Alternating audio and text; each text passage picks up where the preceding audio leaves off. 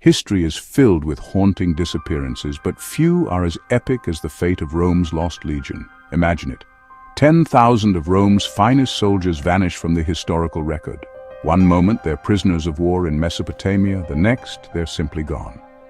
For centuries their story was a footnote to a humiliating defeat, until a bold theory emerged. What if these legionaries didn't disappear, but instead journeyed east, all the way to Han China? This story bridges two ancient superpowers, Rome and China, and suggests a human connection long before the Silk Road. We'll follow the evidence, ancient texts, battlefield accounts, and the folklore of a remote Chinese village. Our mission to weigh the facts and explore the theory that Roman soldiers may have reached China. Is this a forgotten chapter of world history or just a romantic myth? Join me as we unravel the enduring mystery of Rome's lost legion. Our story begins in 53 BC with Marcus Licinius Crassus, Rome's wealthiest man, seeking glory against the Parthian Empire. He led 7 legions, 40,000 men, into Parthia, confident of victory. But the Parthians, masters of cavalry and archery, decimated the slow-moving Roman infantry near Carrhae. The Romans, pinned down by relentless arrows, suffered catastrophic losses. Crassus's son died in a failed cavalry charge. Crassus himself was killed after a false truce. Over 20,000 Romans died and 10,000 were captured alive. Plutarch and Pliny the Elder record that these survivors were marched east to Merv in modern Turkmenistan to serve as border guards. And then, silence. The fate of these legionaries vanishes from the record. They become a ghost army, lost to history. It's from this silence that the most extraordinary theory about their fate begins to emerge. Did these men simply disappear, or did their story continue far from Rome? Let's follow the trail east. In the 1950s, Oxford scholar Homer H. Dubs revived the mystery. He theorized that the captured Romans didn't vanish. They became mercenaries, moving further east. Dubs suggested these skilled soldiers were either sold or escaped, eventually serving the Xiongnu, fierce rivals of Han China. As stateless warriors, their Roman identity faded as they fought for survival on the Silk Road.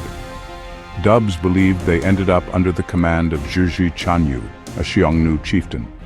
Here, the lost legionaries may have made their last stand, 17 years after Carrhae, against Han China.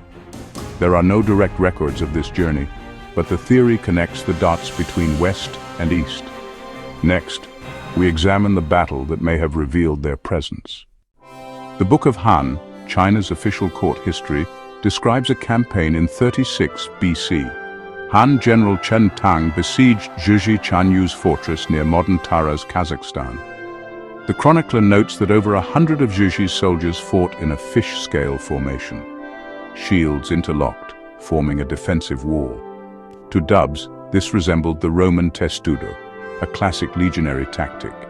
The fortress also featured a double wooden palisade, more Roman than Xiongnu. Dubs argued these were the last of Crassus's legion, making a final stand. The Han army won, beheaded Zhizhi, and, according to the theory, settled the surviving mercenaries in Gansu province. The new county was named Liqian, a term for the Roman world. Was this the end of the lost legion's journey? The theory leads us to Liqian, a village in Gansu province, China. In the 20th century, Liqian became the epicenter of the lost legion legend. Locals pointed to European features, light eyes, tall noses, as evidence of Roman ancestry. Folklore and oral traditions were reinterpreted, and the village embraced its supposed Roman roots, even building statues and monuments. Tourists flocked to see the descendants of Roman soldiers, but the evidence is shaky. Liqian's name is debated, and physical traits are unreliable proof. The region has long been a crossroads, with many Indo-European peoples passing through. The romantic vision of a Roman town in China rests on circumstantial evidence and local enthusiasm. Is there any scientific proof to support the legend? Let's turn to genetics. Scientists hoped DNA could solve the mystery. Early 2000s tests suggested some villagers had Caucasian ancestry, fueling headlines about Roman blood in China. But these studies were small and their conclusions overstated. Central Asia's history of migration means West Eurasian DNA is common, not uniquely Roman.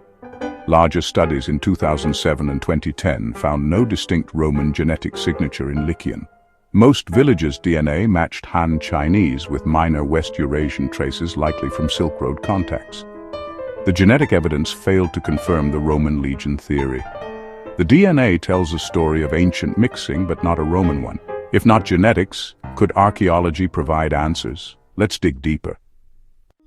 If Romans settled in Liqian, we'd expect to find their artifacts, coins, weapons, or Roman-style burials. Decades of archaeological digs have turned up nothing Roman in the region. No coins, no gladii, no helmets, no trace of a Roman presence. Han-era sites show only typical Chinese frontier material culture. Skeptics argue this silence is damning. A Roman unit would have left some mark. Supporters claim the soldiers arrived with little, or that the right site hasn't been found. But after years of searching, the lack of evidence is telling. Even the fish scale formation could describe tactics used by many cultures. Without a single Roman artifact, the theory remains speculation. The ground, it seems, tells us the Romans never made it to Liqian. So why does the legend persist, despite the lack of proof? The story connects Rome and China in a way that's deeply human and epic. It transforms the Silk Road from trade route to stage for lost soldiers and new beginnings. The theory gives the defeated legionaries a second act, a tale of survival and redemption. We're drawn to historical mysteries, to the gaps in our knowledge. The Lost Legion is a ghost story on a grand scale, inviting us to imagine what might have been. Ultimately, the legend of Liqian blurs the line between history and myth. History demands evidence. Myth fulfills our longing for connection and adventure. While the facts say the Romans never reached Liqian, the story endures because it speaks to our imagination. It reminds us to keep searching for lost threads in history. The truth may be that the legion vanished in Parthia, but the legend will likely march on, forever. And that, perhaps, is its greatest legacy.